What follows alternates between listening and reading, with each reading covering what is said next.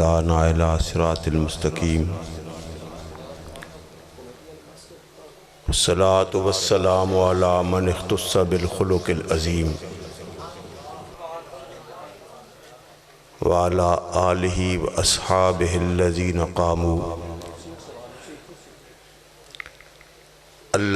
قاموا بنصرة الدين القويم اما بعد فاعوذ باللہ من الشیطان الرجیم خاموش سے بیٹھ جاؤ، کرسی وغیرہ کی ضرورت نہیں ہے، میں نے 2-4 منٹ بات کرتا ہوں۔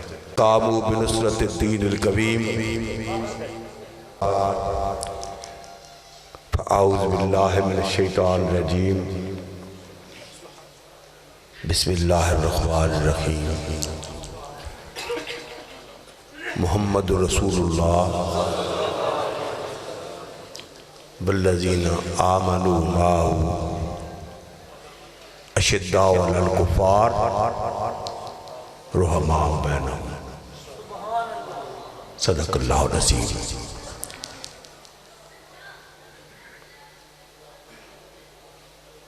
جب حضور صلی اللہ علیہ وسلم دنیا میں تشریف لائے تو اس سال، یہ عام الفیل کہتے ہیں اس سال کو، کعبہ کو، مکہ کو تباہ کرنے کے لیے ابرہ جو عیسائی تھا اور یمن پر بادشاہ تھا، وہ لشکر لے کر آیا۔ عرب کے لوگ جس قبیلے سے تعلق رکھتے تھے، جس مذہب سے تعلق رکھتے تھے، مکہ سے ان کی عقیدت بہت زیادہ تھی، کیونکہ اس کو ان کے جد اعلیٰ ابراہیم علیہ السلام اور اسماعیل علیہ السلام دونوں نے مل کر بنایا تھا۔ اہل عرب حضرت اسماعیل علیہ السلام کی اولاد سے ہیں۔ تو جب ابرہ کا لشکر تو تباہ ہو گیا، علم تر کیف فعل ربک باصحاب الفیل علم یجعل کیدہم فی تضلیل وارسل علیہم طیرا ابابیل۔ او بھائی، او بیٹا، اشارے بیٹھ۔ وہ تو تباہ و برباد ہو گیا۔ تو عربوں میں غیرت جاگی کہ یہ عیسائی حبشہ سے ہم پر حاکم بھی کرتے ہیں اور ہمارے کعبہ کو تباہ کرنے کی جرات کر رہے ہیں۔ تو یمن والے جن پر ان کی حکومت تھی وہ بغاوت کر بیٹھے، اور بغاوت بھی ایسی، جب غیرت کے ساتھ بغاوت کی جائے، اندر اپنے نظریہ کی اور عقیدہ کی اور نسل کی غیرت ہو تو وہ بغاوت پھر کامیاب ہو جاتی ہے۔ یمنیوں نے حبشیوں کو نکال باہر کیا یمن سے، اور یمن پر اپنی حکومت، ان میں ان کا جو بڑا بنو حمیر تھا، ان کا قبیلے کا سردار تھا سیف ذی یزن۔ جب اس نے تاج و تخت سنبھالا تو دور و نزدیک سے عرب والے خوش ہو گئے نا کہ ہمارے عربیوں نے حبشیوں کو نکال دیا اور اپنا ملک آزاد کرا لیا، تو مبارکباد دینے کے لیے آئے، نذرانے لے کر آئے، خلعت لی، مختلف وفود تھے۔ انہی وفود میں ایک مکہ کا وفد تھا، اور مکہ کے وفد کی سرداری حضرت عبد المطلب فرما رہے تھے۔ جب بادشاہ نے سب سے نذرانے لیے، تحائف دیے، رخصت کیا، جب مکہ کے وفد کی باری، ان کو بھی باری باری رخصت کیا، خلعتوں سے نوازا، حضرت عبد المطلب کو کہتا ہے کہ اے شیخ تو ذرا رک جا، کیونکہ تیرے ماتھے میں ایک خاص کیفیت دیکھ رہا ہوں، خاص چمک دے رہا ہوں۔ جب علیحدہ ہو گئے تو انہوں نے کہنے لگا کہ ہمارے، وہ بھی عیسائی تھا، سیف ذی یزن بھی عیسائی تھا، بنو حمیر عیسائی تھے اس وقت، کہنے لگا کہ ہماری کتابوں میں ایک چیز مخزون ہے جس کو ہم غیروں سے چھپاتے ہیں، صرف اپنوں پر ظاہر کرتے ہیں، لیکن تیرے ماتھے میں ایک نور دیکھ رہا ہوں، میں چاہتا ہوں کہ تجھے اس سے آگاہ کر دوں۔ تو حضرت عبد المطلب نے کہا کہ بھائی بیان کر۔ تو کہنے لگا کہ ہماری کتابوں میں لکھا ہوا ہے کہ، اور اب اس کا وقت ہے، کہ یولد مولود بتہامہ، اہل تہامہ میں ایک بچہ پیدا ہوگا، یولد مولود بتہامہ بین کتفی شامہ کانت لہ الامامہ الی یوم القیامہ، ایک بچہ پیدا ہوگا، اس کے لیے امامت ہوگی اور قیامت تک کے لیے ہوگی۔ حضرت عبد المطلب نے فرمایا کہ ضد تھوڑا اور وضاحت کر اور بیان کر، تو کہنے لگا کہ مات ابوہ و امہ، ماں اور باپ دونوں بچپن میں چلے جائیں گے، وَكَفَّلْهُ جَدُّهُ وَأَمُّهُ، دادا اور چچا اس کی کفالت کریں گے، دادا اور چچا اس کی۔ حضرت عبد المطلب نے کہا کہ تھوڑا اور وضاحت کر دے اے بادشاہ، تو کہنے لگا کہ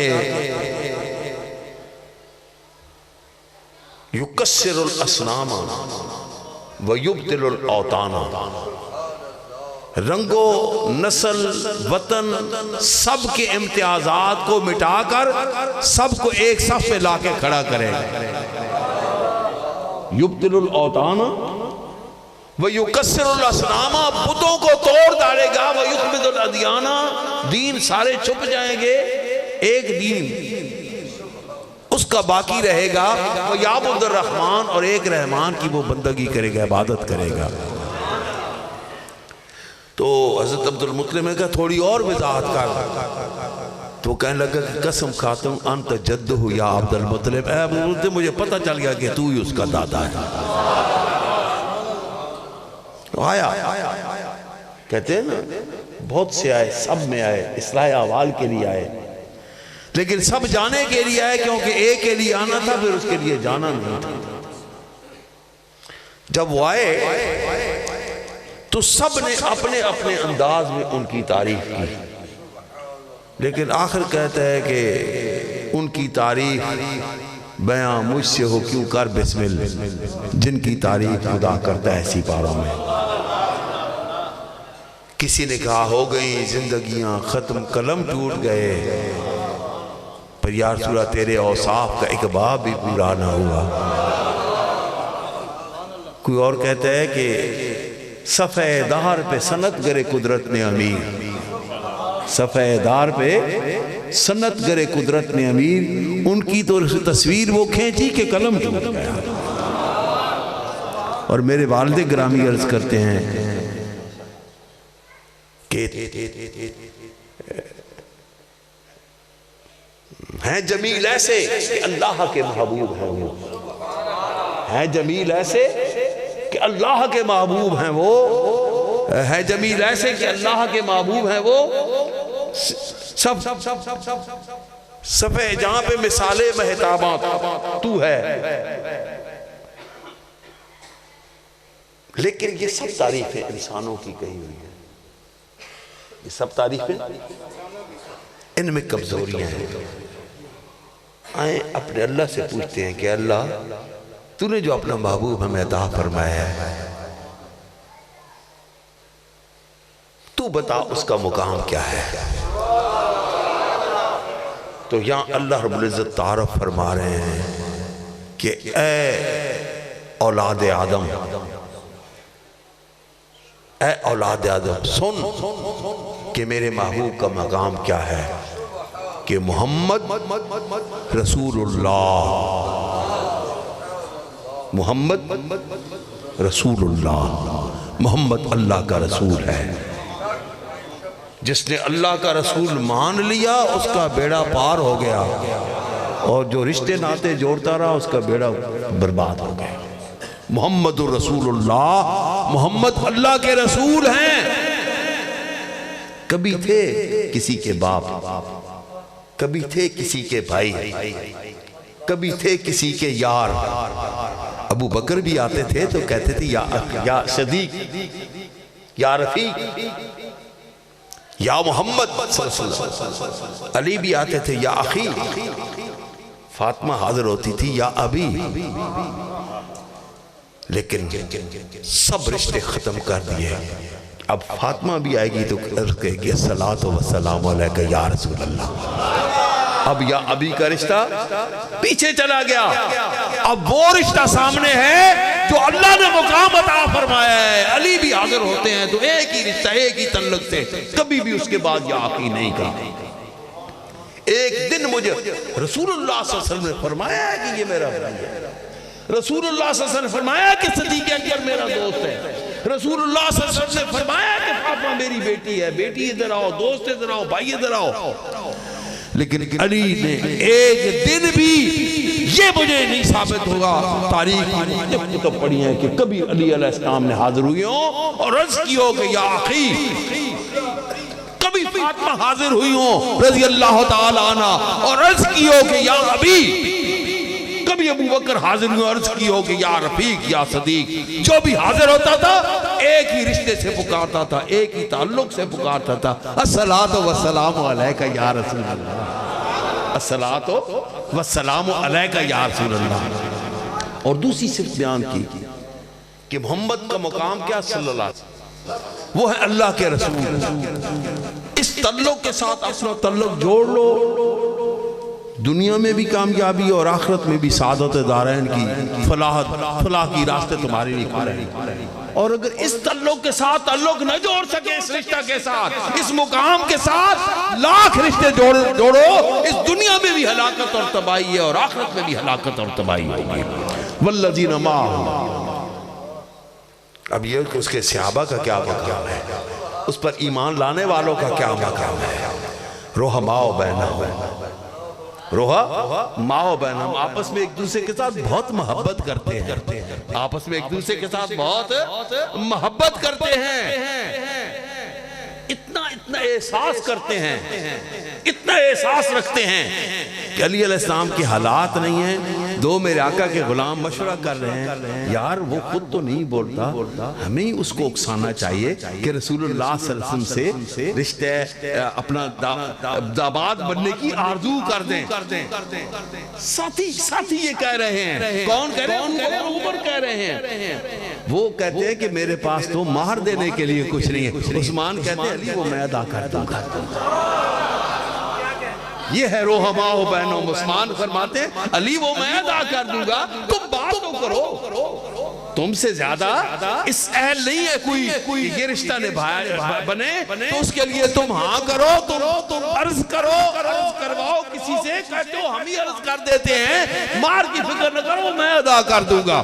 رحماء بینہم محمد رسول اللہ والذین معہ اشداء علی الکفار رحماء بینہم۔ آج ہر دو جانب سے جو ذلیل حرکتیں کی جا رہی ہیں، جو رذیل حرکتیں کی جا رہی ہیں، جو زبانیں بے لگام ہو چکی ہیں، دین کا شعور نہیں، دین کے ساتھ بات یاد رکھیے گا کہ جو مسجد میں کھڑا ہوں یا بیٹھا ہوں، جب میں تبلیغ کے لیے کھڑا ہوتا ہوں تو اس وقت میں نبوت کا کام کر رہا ہوتا ہوں۔ نبی اب کوئی نہیں آ سکتا، کام نبوت کا قیامت تک جاری و ساری ہے۔ کسی بھی بات کرنے والے کو اس مقام کا خیال رکھنا چاہیے کہ کام نبوت کا کرنا ہے تو انداز بھی وہی ہونا چاہیے جو انبیاء کرام کا تبلیغ کے وقت ہوا کرتا تھا۔ گالی گلوچ نہیں، توہین نہیں، سختی نہیں، بلکہ اللہم اہد قومی فإنہم لا یعلمون۔ اللہم جو تلخ انبیاء تھے نا، طبیعت میں تلخی آئی نا، قوم سے بگڑا مزاج، تو انہوں نے السلام نے کہا اے اللہ ان کو تباہ و برباد کر کے رکھ دینا۔ بگڑے نا ہود علیہ السلام، عرض کی کہ اللہ میری قوم کو صبح کا سورج نصیب نہ، اور سارے کے سارے آپ تباہ ہو گئے۔ سمود والے صالح علیہ السلام نے اوپر دیکھ کے کہا کہ تباہ ہوئے، لوط علیہ السلام کی بددعا سے ان کی قوم تباہ ہوئی، شعیب علیہ السلام کی بددعا سے ان کی قوم تباہ ہوئی۔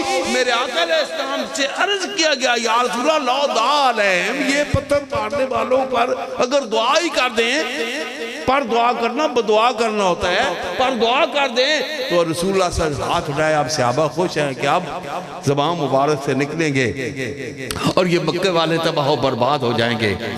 میرے آقا علیہ السلام نے ہاتھ اٹھائے تو عرض کی اللہم اللہم اہدِ قومی اہدِ قومی فَإِنَّهُمْ لَا يَعْلَمُونَ فَإِنَّهُمْ لَا يَعْلَمُونَ، یہ رے میرے بارے میں جانتے نہیں ہیں، اگر حقیقت جان لیتے تو کبھی ایسا نہ کرتے۔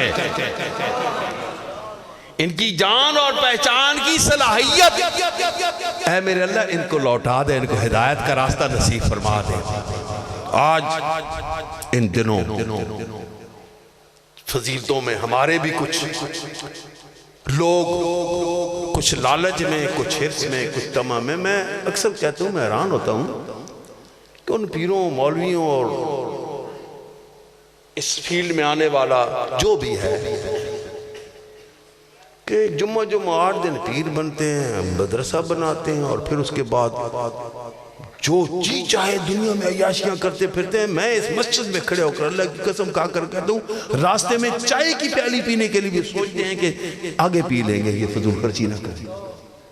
میں مسجد میں کھڑے ہو کر کہہ رہا ہوں، گاڑی میں بعض اوقات پیٹرول ڈلوانے کے لیے سوچتا ہوں چلو یہ سفر چھوڑ دیں، بچت کر لیں، پیٹرول کی بچت ہو جائے گی۔ یہ ان ہستیوں کے بارے میں وہ ایک دن کہنے لگے فضیلتوں پر بات میں نے کہا یار سارے صحابہ نے رسول اللہ صلی اللہ علیہ وسلم کے دستے مبارک میں اطاعت کا ہاتھ دیا تھا، سارے صحابہ نے اطاعت کا ہاتھ، پھر انہی صحابہ نے اطاعت کا ہاتھ ابو بکر کے ہاتھ میں دیا رضی اللہ عنہ، پھر انہی صحابہ نے اطاعت کا ہاتھ عثمان غنی کے ہاتھ میں دیا، پھر انہی صحابہ نے اطاعت کا ہاتھ علی کرم اللہ وجہ کے ہاتھ میں دیا۔ اب ایک شخص وہ ہے جس نے اللہ کے رسول کے ہاتھ میں ہاتھ دیا اور ید اللہ فوق ایدیہم ہو گیا، دوسرے نے تو ایک غیر رسول، 2 غیر رسول، 3 غیر رسولوں کے ساتھ بھی اطاعت کا عہد باندھا تھا۔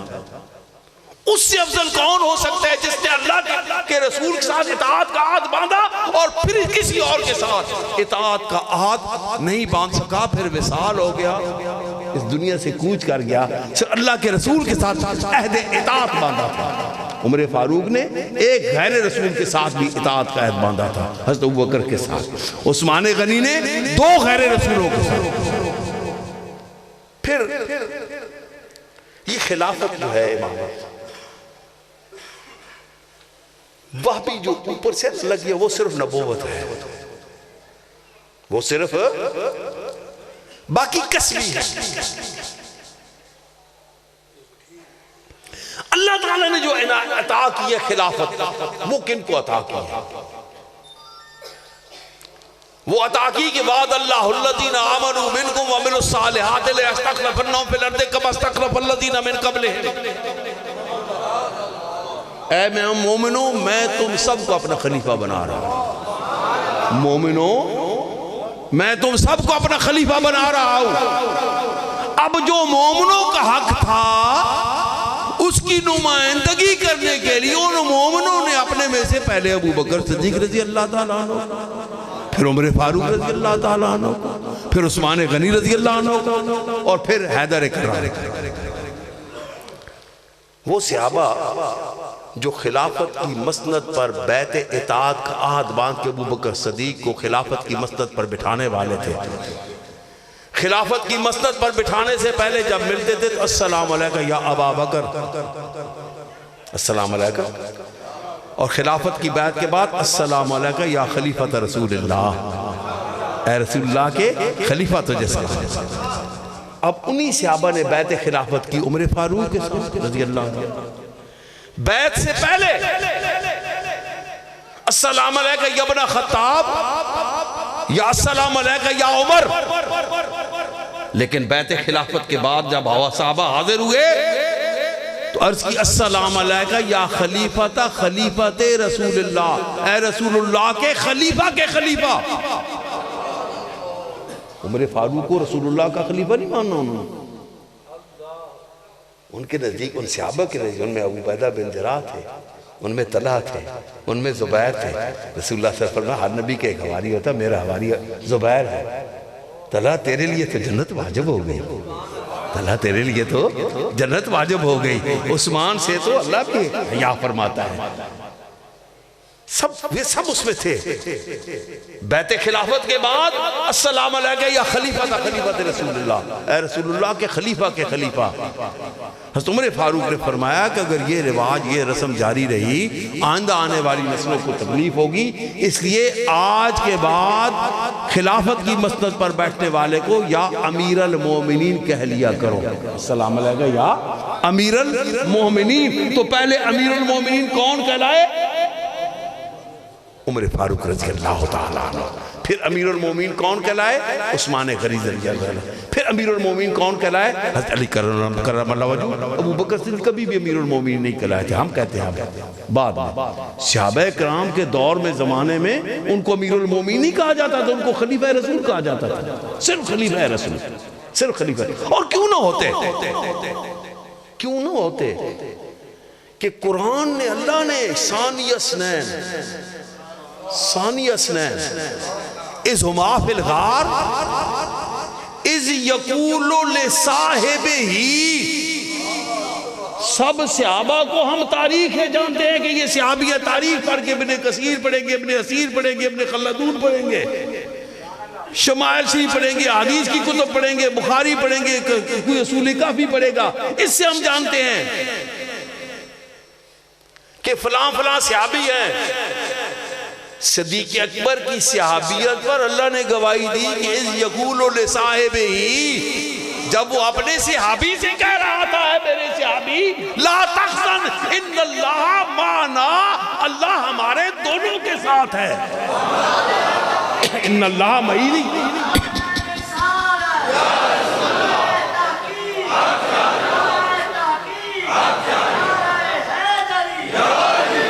ان اللہ معی نہیں فرمایا.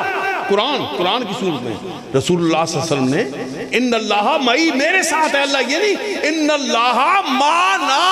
اے ابو بکر فکر نہ کر، لا تحزن، تو حزن نہ محسوس کر، ان اللہ معنا، اللہ ہم دونوں کے ساتھ ہے. اللہ تو میرا صحابی ہے، اللہ ہم دونوں کے ساتھ ہے. یہ رسول اللہ صلی اللہ علیہ وسلم نہیں فرما تو میرا صحابی، اللہ فرما رہے وہ تیرا صحابی ہے اور میں تم دونوں کے ساتھ ہوں.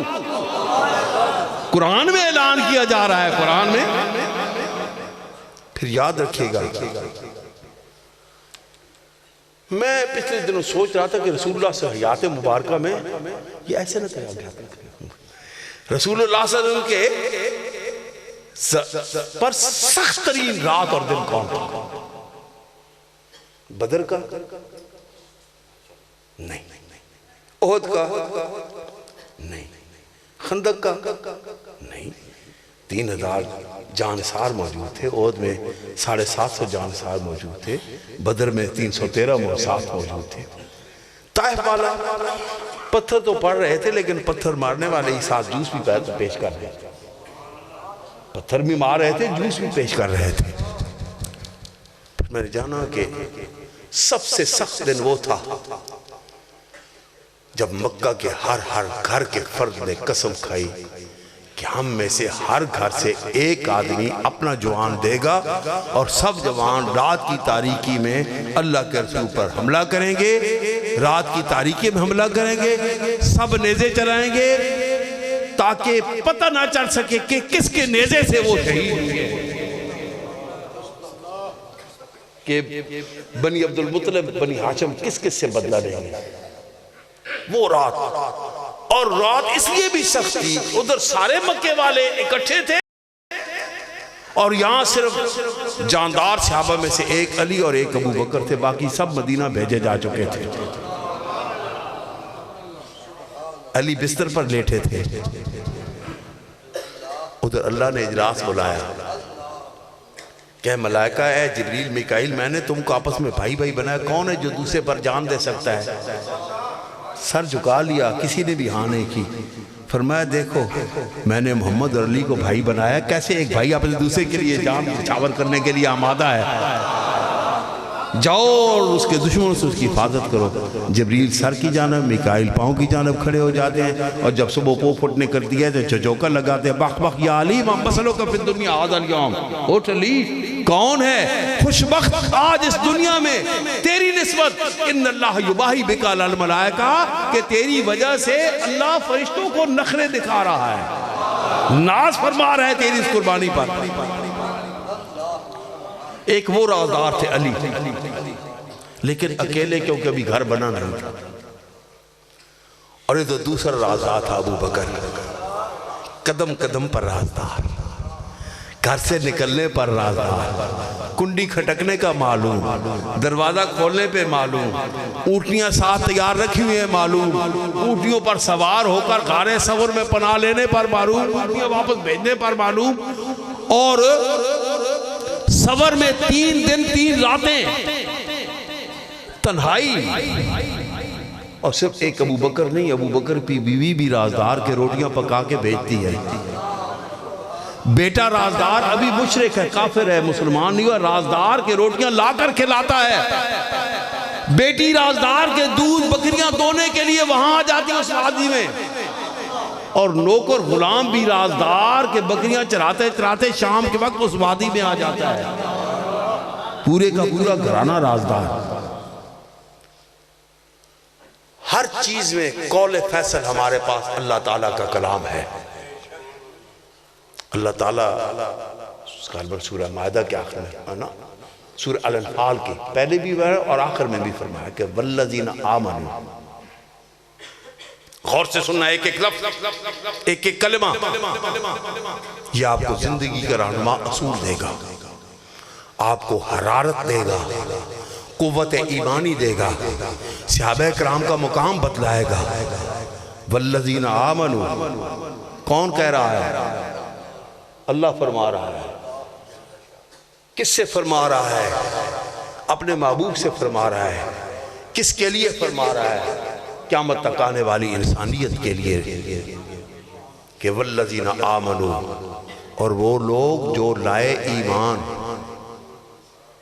وہاجروا، اور پھر کی ہجرت، وجاہدوا فی سبیل اللہ، اور پھر جہاد کیا اللہ کی راہ میں۔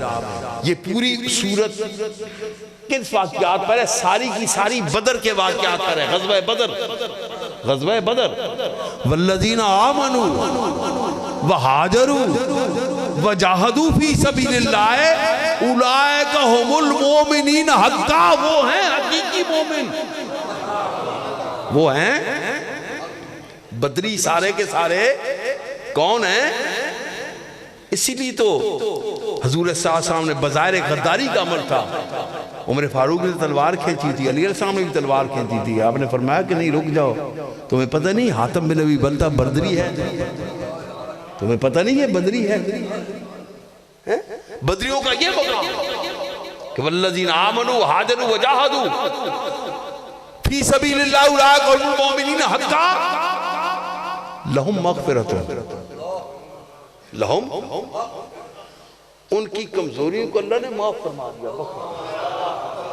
لہم مغفرۃ، ان کی انتہا کیا؟ ان کے لیے معافی ہے، بخشش ہے، ورزق کریم، اس دنیا میں بھی پاکیزہ رزق ہے اور آخر میں بھی پاکیزہ رزق ہے۔ اس لیے تمام مسلمانوں سے، تمام برادران اسلام سے، اور خصوصاً یارانہ اتنی کو کوڑا کے اور گولپور کے چران کے اور بلدادر خان کے علاقہ کے جتنے بھی سلسلہ سے وابستے ہیں، تمام سلاسل سے وابستے ہیں، اور خصوصاً اپنے سلسلہ سے جو وابستے ہیں، ان کے لیے حکم ہے کہ غیرت صحابہ اور حرمت اہل بیت پر کبھی بھی کسی کے ساتھ کوئی کمپرومائز نہیں، اور اہل بیت یاد رکھیے گا، جو میں جس نتیجے پر پہنچتا ہوں، اہل بیت قرآن کی روح سے ازواج مطہرات ہے، اور حدیث پاک کی روح سے امام علی، امام حسن، امام حسین اور سیدۃ النساء ہے۔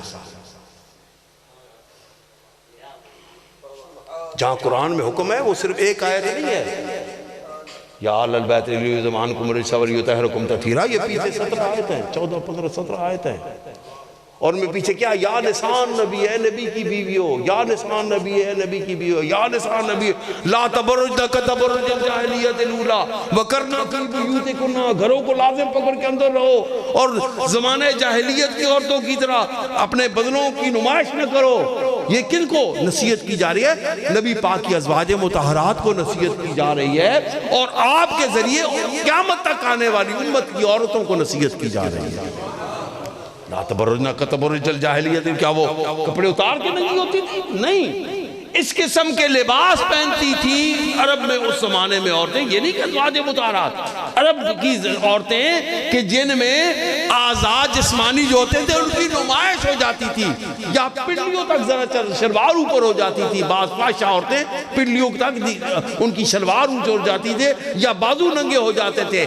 اس بارے میں ارشاد فرما جائے یا نسان نبی، اور اس میں آ جاتا ہے، اور میں سمجھتا ہوں کہ یہ فرمایا جا رہا ہے کہ یہ اے نبی کی بیویوں، یہ کیوں میں نصیحت کر رہا ہوں اتنی تمہیں؟ اس لیے کہ ان اللہ یرید لیذھب عنکم الرجس، اللہ تعالیٰ کا یہ فیصلہ ہو چکا ہے کہ کسی بھی قسم کے کمزور عمل کی نسبت تمہاری جانب نہ ہونے پائے، کیونکہ تم نے مینار نور بننا ہے قیامت تک آنے والی مومن عورتوں کے لیے۔ اے نبی کی بیویوں، تم نے قیامت تک آنے والی عورتوں کے لیے مینار نور بننا ہے، ان اللہ یرید لیذھب عنکم الرجس، تاکہ کوئی شودہ عمل وہ تمہاری نسبت نہ ہو سکے، ویطہرکم تطہیرا، اور تم پاک صاف حالت میں میرے نبی کے ساتھ زندگی گزارو، کیونکہ تمہارا ساتھ اس دنیا میں بھی نبی کے ساتھ ہے اور آخرت میں بھی مومنہ عورت ازواج میرے نبی کے ساتھ ہی تمہارا ہوگا۔ لیذھب عنکم الرجس ویطہرکم تطہیرا۔ جب یہ آیت کریمہ نازل ہوئی تو رسول اللہ صلی اللہ علیہ وسلم نے فرمایا چادر تطہیر کے نیچے دیکھ عرض کر کے، یا رب ہؤلاء اہل بیتی، اے میرے اللہ، اے میرے رب، یہ میرے اہل بیت ہیں۔ وہاں پوری حدیث باقی وقال سمال بن یمامہ وہاں پاس کھڑے تھے، انہوں نے عرض کی انا یا رسول اللہ انتا، وقالت ام سلمہ نے کہا وانا یا رسول اللہ وانتے، وقالت عائشہ وانا یا رسول اللہ، تنتے ہی ان کو نہیں کہا وانتے، ان سے فرمایا تنتے ہی انت خیر منہم، انتے۔ میں ایک دن جنڈ تھا تو وہاں منشی تھا، میں نے کہا یار جا اپنے مجتہد صاحب سے کہے کہ کوئی اپنی مسلک کی تفسیر مجھے بھیج دے۔ ایک اسی آیت پر بات ہوئی تھی کسی عالم کے ساتھ میری، تو جب انہوں نے تفسیر بھیجی وہاں حدیث پاکی ہماری لکھی ہوئی تھی، اہل شیعہ حضرات کی تفسیر میں بھی حدیث پاکی ہی تھی، لیکن تنتہی کا معنی انہوں نے کیا تھا دور ہو جا۔ اب آدھی حدیث جو پیچھے ہے اس کے ساتھ یہ معنی لگا نہیں کھاتا، تنتہی دور ہو جا، انت خیرم، تو ان سے بہتر ہے۔ پھر میں گھر آیا تو میں نے منجد کھولی لغت، تو وہاں تنتہی کا میں نے دور ہو جا بھی تھا، اور تنتہی کا میں نے ایک کونے میں آ جا، ایک کونے میں ہو جا۔ وقالت عائشہ ونا یا رسول اللہ تنتہی انت خیر منہم، ایک کونے میں آ جا، تو ان سے بہتر ہے، کیونکہ تجھے یہ مقام تیرے اللہ نے دیا، ان کو یہ مقام میں دے رہا ہوں۔ ازواج مطہرات کو اگر یہ صرف ہؤلاء اہل بیتی کے لیے یہ آیت کریمہ نازل ہوئی ہوتی تو رسول اللہ صلی اللہ علیہ وسلم سب صحابہ سمجھ جاتے، رسول اللہ صلی اللہ علیہ وسلم کو اتنا تکلف فرمانے کی ضرورت حاجت ہی نہ رہتی۔ اور یہ یاد رکھے گا کہ نبی کو یہ اختیار ہوتا ہے کہ اللہ کے حکم میں کہیں کہیں اضافہ فرما سکتا ہے۔ قرآن کہتا ہے شہادت رجلین اور رجلین و امراتین، کسی بھی معاملے میں دو مردوں کی شہادت یا ایک مرد اور دو عورتوں کی شہادت، لیکن حضرت خزیمہ رضی اللہ تعالیٰ عنہ کو شاباشی دیتے ہوئے رسول اللہ صلی اللہ علیہ وسلم، خزیمہ تیری گواہی دو کے برابر ہے، تیری گواہی یہ آیت کریمہ ہے نا سبحان رب العرش العظیم والی، اس آیت پہ جھگڑا بن گیا، دوسرا گواہ کوئی نہیں تھا، حذیمہ کہہ رہے تھے جمع کرو، زید بن ثابت کہہ رہے تھے گواہ لا۔ عمر فاروق آئے تو پوچھا کہ کیا معاملہ ہے، یہ ماجرا ہے؟ انہوں نے کہا کہ زید جمع کر لے یہ آیت، تجھے پتہ نہیں حذیمہ کہ ایک ہی گواہی دو کے برابر ہے، ایک ہی گواہی اللہ کے رسول ہے، لیکن وہ صرف حذیمہ کے لیے خاص ہے۔ ابو بکر صدیق بڑے مقام و مرتبہ لیکن گواہی ایک ہی ایک کے برابر، علی کرم اللہ وجہہ بڑے مقام و مرتبہ لیکن گواہی ایک ہی ایک کے برابر۔ امام حسن و حسین ہوا بدعۃ من رسول اللہ، وہ رسول اللہ صلی اللہ علیہ وسلم کے وجود مبارک کا حصہ ہیں، جز ہیں، لیکن گواہی ایک ہی ایک کے برابر۔ لیکن خزیمہ کو یہ مقام رسول اللہ صلی اللہ علیہ وسلم نے عنایت فرمایا کہ تیری ایک ہی گواہی دو کے برابر۔ اس لیے یہ راستہ انتہائی محتاط روی کا راستہ ہے، یہ نہیں کہ ہر شخص آ کے ان چیزوں پر بحث شروع کر دے۔ امام عینی مقدمہ ہے بخاری شریف کی عمدۃ القاری میں، مقدمہ میں لکھتے ہیں کہ کوئی بندہ جب تک 17 علوم سے واقفیت نہیں رکھتا، ان پر دسترس نہیں رکھتا، وہ حدیث پاک پر گفتگو نہ کیا کرے، گمراہ ہو جائے گا۔ 17 علوم کون سے ہیں؟ صرف، نحو، انشاء، ادب، فصاحت، بلاغت، مجاز، حقیقت، صریح، کنایہ، مفسر، محکم، دلالت، اشارت، روایت، درایت، اور پانچویں اسماء و رجال، سند۔ اسماء و رجال ایسی حدیث پاک جب اسماء و رجال میں داخل ہوا میں، اب تو حدیث پاک بیان کرنے سے ڈر لگتا ہے کہ جن پر ہمارے علماء 1.5 گھنٹے تقریر کر کے ادھر والوں کو کافر اور کسی کو گستاخ کیا کیا بنا رہے ہیں، جب اس کی حقیقت دیکھی تو اس کے روایات میں متہم بالکذب آیا ہوا تھا۔ اور ناقدین حدیث اس کو کہتے تھے کہ ھذا حدیث موضوع، یہ موضوع حدیث پاک ہے، ھذا حدیث موضوع۔ اب تفسیر ابن عباس وہ کہتا ہے عبداللہ بن عباس کی طرح، یہ تو سب سے اعلیٰ تفسیر ہوگی۔ ناقدین حدیث کہتے ہیں عمدۃ القاری میں کلہ کذب، کیوں؟ کیونکہ اس کے روایات میں سالبی، سوری اور قلبی ہیں، اور وہ تینوں متہم بالکذب تھے۔ اس لیے ان معاملات میں ہر شخص نہیں اردو کی 4 کتابیں پڑھ کے، میرے عزیز تھے، ایک واقعہ آ گیا تو آپ کو بتا دیتا ہوں اس طرح کہ کس طرح غلط فہمی میں مبتلا ہو جاتے ہیں۔ وہ ایک دن مجھے کہنے لگے کہ مولوی صاحب چورا شریف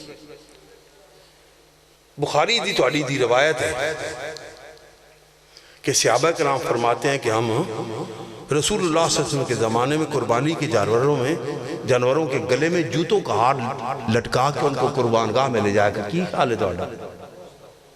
میں نے کیا جی فعل عبس ہے، اور فعل عبس صحابہ سے سرزد ہو، رسول اللہ صلی اللہ علیہ وسلم کے زمانہ میں موجودگی میں ہو، طبیعت لگا نہیں کھاتی۔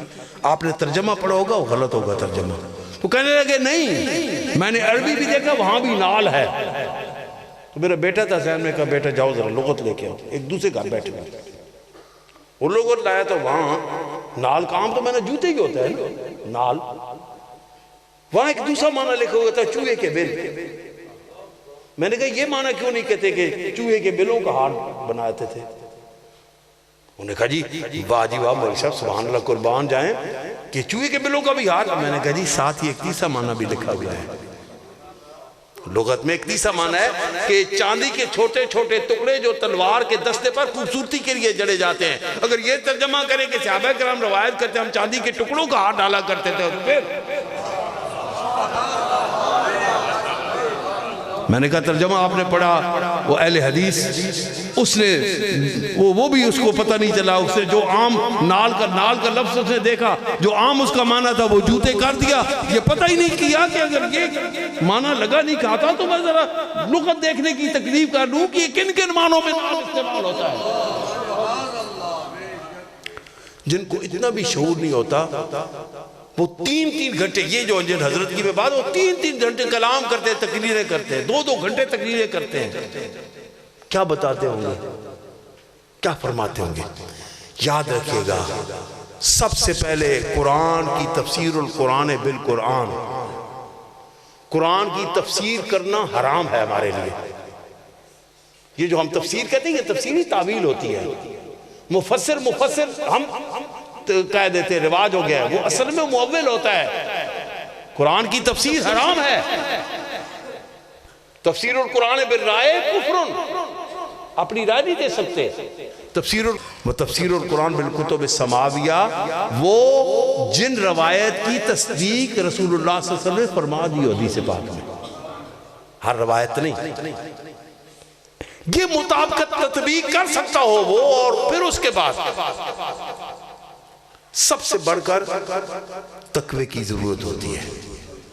صحابہ کرام کر وہ گفتگو کرے، اہل بیت اطہار پر وہ گفتگو کرے کہ جس کے اندر اتنا تقوی ہو جتنا ابو بکر صدیق، عمر فاروق، عثمان غنی، علی کرم اللہ وجہ، رضوان اللہ علیہ میں وہ تقوی جو تھا، وہ تقوی تو اتنا تقوی تھا کہ قرآن کسی نے پڑھا کہ اِنَّ لَدَيْنَا أَنْكَالًا وَجَحِيًّا وَطَعَامًا ذَا غُصَّةٍ وَعَذَابًا أَلِيمًا۔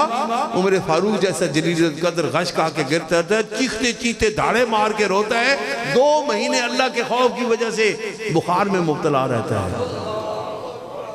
وہ تقوی ہے کہ عائشہ جب میں مر جاؤں تو میری یہی چادر جو میں نے پہنی ہوئی اسی میں مجھے کفن پہنا دینا، کیونکہ نئے کپڑوں کی امت کے مسکینوں کو زیادہ ضرورت ہے، نئے کپڑوں کی ان کو زیادہ، مجھے انہی کپڑوں میں دفنا دینا جو دھلا کر جو میرے بوسیدہ جو ہے استعمال میں، انہی میں دفنا دینا۔ یہ ہے تقوی۔ کیا وہ تقوی ہم میں ہے؟ اور قرآن نے تو دعویٰ یہ کیا نا کہ قرآن ہے ہدایت، ہدن ہے، لیکن کن کے لیے؟ للمتقین ہے، ہدن ہے لیکن متقین کے لیے۔ قرآن اور سنت اور اہل بیت اور صحابہ پر تبصرہ کرنے والوں، پہلے اپنے اندر وہ تقوی تو پیدا کرو، وہ عمل تو پیدا کرو، کردار کی قوت تو پیدا کرو، وہ سیرت وہ صورت وہ تو بنا لو۔ جو لوفر لپنگ آتا ہے وہ اٹھ کے صحابہ کرام پر تنقید شروع کر دیتے ہیں، ادھر اہل بیت کے بارے میں کلام شروع کر دیتے ہیں، ادھر کسی کے بارے میں۔ تو ایسے لوگوں سے دور رہا کریں اور اپنے عقائد درست رکھا کریں، اپنے عقائد درست رکھا کریں۔ وہ عقائد جو ہمیں صحابہ کرام، تابعین، تبع تابعین، اولیاء کاملین سے ملے ہیں۔ حضرت عبداللہ بن مبارک تابعین تھے، ان سے کسی نے پوچھا کہ امیر معاویہ کا مقام زیادہ ہے مرتبہ یا ویسے کرنی کا؟ تو انہوں نے کہا کہ امیر معاویہ نے جس گھوڑے پر سواری کر کے جہاد کیا ہے، اس گھوڑے کے سموں کے ساتھ اڑنے والی گرد کے برابر بھی اویس کرنے کی ساری زندگی کی باتیں نہیں ہیں۔ کیونکہ اس کے گھوڑوں کے ساتھ سموں سے اڑنے والی گرد کی قسمیں اللہ نے قرآن میں کھائی ہیں۔ وَالْعَادِيَاتُ ضَبْحًا فَالْمُورِيَاتُ قَدْحًا فَالْمُغِيرَاتُ صُبْحًا فَأَثَرْنَ بِهِ نَقْعًا فَوَسَطْنَ بِهِ جَمْعًا۔ میرے شیخ حضرت مجدد رسانی فرماتے ہیں کہ النار الخامیہ لمن ذم المعاویہ، جو معاویہ کی بدتعریفی کرتا ہے اس کے لیے دوزخ کی بھڑکتی ہوئی آگ ہے، لیکن اس کا یہ مطلب نہیں کہ حضرت علی کرم اللہ وجہ کے مقابلے میں وہ ان کے برابر تھے،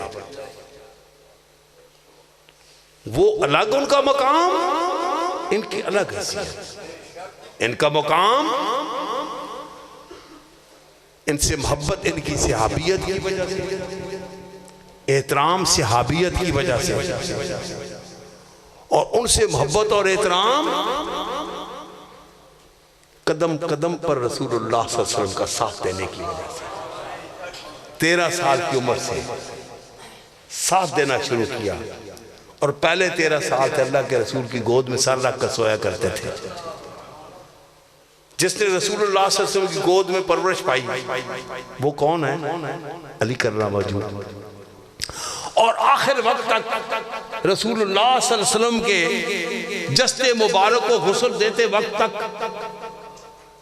مس ہوتا رہا جس کا وجود، وہ کون ہے؟ علی کرم وجہ۔ وہ اپنا مقام ہے، لیکن یہ نہیں ایک مقام ہے اور اس کے ساتھ تنازع کرنے والے دوسرے مقام کی بے ادبی شروع کر دو تو پھر تو حضرت زبیر کی بے ادبی پہلے کرنی پڑے گی، کیونکہ جمل تو پہلے ہوئی تھی، جنگ جمل۔ حضرت اللہ کی بے ادبی پہلے کرنی پڑے گی۔ ان کی بے ادبی کرو گے جن کی جنتی ہونے میں شک کرنے والا بھی کافر ہو جائے گا، کیونکہ وہ بدری ہیں، وہ سابقون الاولون ہیں، سابقون الاولون ہیں، بدری ہیں، مہاجر ہیں، مجاہد ہیں۔ وَقَانَ حَقًّا عَلَيْنَا نَصْرُ الْمُؤْمِنِينَ کے لحاظ سے بھی مومن ہیں، وَيَنْصُرْكُمُ اللَّهُ فَلَا غَالِبَ لَكُمْ کے لحاظ سے بھی مومن ہیں، إِنَّ الَّذِينَ يُبَايِعُونَكَ تَحْتَ الشَّجَرَةِ رَضِيَ اللَّهُ عَنْهُمْ وَرَضُوا عَنْهُ، اس لحاظ سے بھی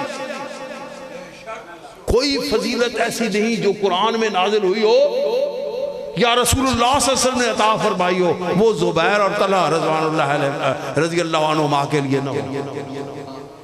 کن کن ہستیوں کے ساتھ ہم، تو اس لیے ہر ہمارے لیے ادب، احترام اور محبت وہ واجب ہے۔ سب کے ساتھ ہمارا تعلق کس وجہ سے ہے؟ رسول اللہ صلی اللہ علیہ وسلم کی نسبت کی وجہ سے۔ کس وجہ سے؟ رسول اللہ صلی اللہ علیہ وسلم کی نسبت کی وجہ سے۔ آپ پر جو ایمان لے آئے وہ ہمارے لیے سر کا تاج۔ جنہوں نے انکار کیا وہ عین مکہ میں رہا ابو جہل محروم نیاز، عین مکہ میں رہا۔ میرے والد گرامی کا ایک نعتیہ شعر تھا کہ عین مکہ میں رہا ابو جہل محروم نیاز، اور رومی و حبشی حبیب دوست سرا پر مار بیٹھے۔ رومی و حبشی حبیب دوست، اس لیے محتاط رہا کرے تمام دوست۔ سٹیج سے بھی جو حضرات آتے ہیں، آج نعتیں لکھنے والوں کو پتہ نہیں ہوتا ہم کیا کہہ رہے ہیں، نہ شاعری کے آداب کا پتہ ہوتا ہے، نہ بہور کا پتہ ہوتا ہے، نہ علم تقطیع کا پتہ ہوتا ہے، نہ علم دین کا پتہ ہوتا ہے، ہم کیا عقیدہ بیان کر بس خوش عقیدگی۔ اور خوش عقیدگی کی بھی ایک حد ہوتی ہے، نبی پاک نے خود ایسی خوش عقیدگی سے منع فرمایا ہے کہ کہیں سابقہ امتوں کی طرح اپنے انبیاء کے ساتھ وہ رشتہ نہ بنا لینا، وہ مقام نہ بنا لینا۔ وہ بھی تو اپنے انبیاء کرام سے محبت کرتے تھے، بار بنائے محبت ہی کوئی کسی کو ابن اللہ بنا دیتا تھا، بار بنائے محبت بنایا تھا ابن اللہ۔ ہمیں یہ جرت بھی نہیں ہے ہماری کہ ہم اس طرح کی محبتوں کا اظہار کریں، لیکن میں حیران ہوتا ہوں کہ کہیں ایسا ہو جاتا ہے۔ ایک دفعہ ایک نے وہاں بھیرشی میں حضور ضیاء الامت رحمت اللہ علیہ کے زمانہ میں وہ اسے ایسی شعر پڑھی کہ بالکل شعر سے شرک ثابت ہو رہا تھا، اور حضور اتنے غصے ہوئے کہ میں نے اتنے غصے میں حضور ضیاء الامت کو کبھی پوری زندگی میں نہیں دیکھا۔ حتیٰ کہ ایک ہمارے دوست تھے، وہ بخاری شریف کا سبق تھا اور وہ اوپر ریڈیو لگا کے ادھر گئے ہوئے تھے، کرکٹ کا میچ دیکھنے، آؤٹ ہوا تو کہنے لگے آؤٹ۔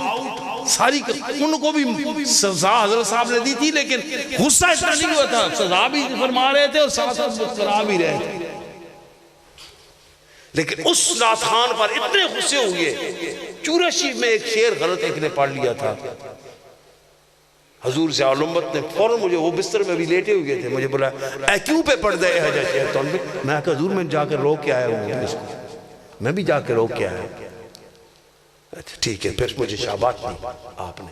یہ میرے خیال میں اس دن آپ نے مصر جانا تھا اور میں نے عرض کیا تھا کہ آپ نے چورہ شریف تشریف لانی ہے۔ رات کو سیار شریف عرس تھا تو عرس کر کے چورہ شریف آئے، 2-3 گھنٹے میرے پاس آرام فرمایا، پھر صبح کی نماز کے بعد درس دیا اور پھر مصر روانہ ہوا۔ یہ میرے خیال میں آخری بار تشریف لائے تھے، اس کے بعد پھر صحت نے اجازت نہیں دی، بیمار ہو گیا آپ تشریف لائے۔ تو جو اہل اللہ ہوتے ہیں، میں خود جانتا ہوں کہ میرے والد صاحب گرامی نے اعظم چشتی صاحب کو روک دیا تھا کہ اعظم صاحب یہ شعر کیوں غلط پڑھ رہے ہیں، یہ ہمارے مشرب کے خلاف ہے، آپ کا مشرب ہوگا ہمارے مشرب کے خلاف ہے۔ ظہوری صاحب کو ایک شعر سے روکا تھا کہ ظہوری یہ غلط لکھ رہے ہیں، تو پھر میں کیا کروں؟ وہ چوکھٹ پھر درے مصطفیٰ پہ حضور، وہاں تھا اصل میں ان کی شاعری میں تھا چوکھٹے مصطفیٰ پہ حضوری۔ ابا جی نے فرمایا چوکھٹ ہندی، مصطفیٰ عربی، اضافت فارسی، کیا کر رہے ہو؟ تو پھر کیا کروں؟ اور پھر درے مصطفیٰ پہ حضوری ہوئی، پھر درے مصطفیٰ پہ حضوری۔ تو جو سوجھ بوجھ رکھنے والے ہوتے ہیں نا، وہ ان کا کلام کہ آج ایسا رواج ہو گیا ہے، خوش عقیدیوں کا ایسا ہو گیا کہ نہ سننے والے کو کوئی پتہ ہوتا ہے نہ اور پڑھنے والے کو کوئی پتہ ہوتا ہے میں کیا کر رہا ہوں، نہ تلفظ صحیح ہوتا ہے، شاعری کا خاصہ جو ہے وہ کہ کس نے کتنی اچھی تشبیہ دی ہے اور کتنا استعارہ استعمال ہوا ہے اس کا پتہ ہی نہیں ہوتا. استعارہ کا معنی پوچھے وہ بھی شعراء کو نہیں پتا ہوتا. میرے ایک دوست ایک کلاس فیلو ڈاکٹر صاحب ہے, میں ان کو چیک کرانے کے لیے گیا تو وہ بھی نہیں ہے, تو ان کا سسٹر میں نے کہا یار کوئی کتاب انہیں مطالعے کی رکھی ہوئی تو مجھے دو ذرا, تو دی تو وہاں ایک شاعری کی کتاب تھی, نعتیہ شاعری. یقین کریں پوری شاعری میں ایک نعت کا صرف ایک شعر تھا جس کے دونوں میں سے ایک بیر میں تھے. پوری ایک نعت بھی ایسی نہیں تھی کلام جس کا وزن ہی صرف, اور تو معنی وقت علیحدہ ہے نا, ایک وزن پر ہی ہو, ایک بیر میں ہو. وہ آئے تو میں نے کہا جی امام بصیری نے قصیدہ لکھا تھا مولا صلی اللہ آخر میں رض کیا یا رسول اللہ آپ کی تعریف کی ہے کوئی عطا فرما دیں. تو روایت ہے کہ جاگتی حالت میں کملی شریف ان کے کندھے پہ آ گئی. اور ایک اور شاعر تھے تو انہوں نے حمد لکھی تو کہنے لگے کہ اے اللہ بصیری نے تیرے محبوب کا قصیدہ لکھا تھا, چادر عطا ہوتی تو مجھے کیا عطا کرتا ہے. اوپر سے کوئی جانور پرندہ جا رہا تھا, اس نے بیٹ کی, کہتا ہے سخن فامی عالم بالا معلوم شد. عالم بالا نے جو میری شاعری کو سمجھا مجھے پتہ چل گیا. میں نے کہا جی آپ کا اتنا ذوق علمی ادبی اور آپ کا ادبی ذوق مجھے پتہ چل گیا. وہ کہنے لگے نہیں پیر صاحب میں نے ابھی مطالعہ ہی نہیں کیا. تو ایسی چیزیں جو ہیں سٹیج سے یاد رکھیے گا, وہ چیزیں سنا کریں, کسی عالم سے پوچھ لیا کریں جو عالم ہو اور جس کے اپنے اندر بھی تقویٰ ہو, خدا کا خوف ہو. کیونکہ بے خوف عالم جاہل سے برا ہوتا ہے, بے خوف پیر جاہل شخص اس سے پھر رہنمائی مل جائے گی. جس کے دل میں اللہ کا خوف نہ ہو اور جس کے دل میں اللہ کی رحمت کی امید نہ ہو, جس کے اندر اپنے آخرت میں حساب جواب دہی کا عقیدہ پختہ نہ ہو کہ میں نے اپنی زندگی کا جواب دینا ہے, اس پیر سے اس عالم سے ایک جاہل زیادہ بہتر آپ کی رہنمائی کرے گا جو اپنے اللہ سے ڈرنے والا ہو اور اللہ کی رحمت کا امیدوار ہو. محبت کیا کرے کس کے ساتھ؟ قرآن کے ساتھ. محبت کیا کرے کس کے ساتھ؟ صاحب قرآن کے ساتھ. محبت کیا کریں کس کے ساتھ؟ جس کی نسبت قرآن اور صاحب قرآن سے ہو جائے. اللہ تعالیٰ سے دعا ہے, التجا ہے, مجھے شاہ صاحب کو, نعت خوان حضرات کو, علماء کرام کو, آپ کو, سب کو اللہ کے دین کی راہ کا سپاہی بنائے, اس دین کا پاسدار بنائے, اس راہ پر ہمت کے ساتھ چلنے کی توفیق عطا فرمائے. اور یاد رکھیے گا کہ سرخیوں سے خون کے آتا ہے تاریخوں میں رنگ, سرخیوں سے خون کے آتا ہے تاریخوں میں رنگ, اور کربلاؤں سے دین مصطفیٰ کی آبرو. قتل گاہ میں آزمایا جائے گا ایک دن جلیس, تیرا سینہ تیرا جر تیرا جگر تیرا لہو. اللہ تعالیٰ مجھے اور آپ سب کو ہدایت کی راہوں کا راہی بنائے, آمین. واخر دعوانا الحمدللہ رب العالمین.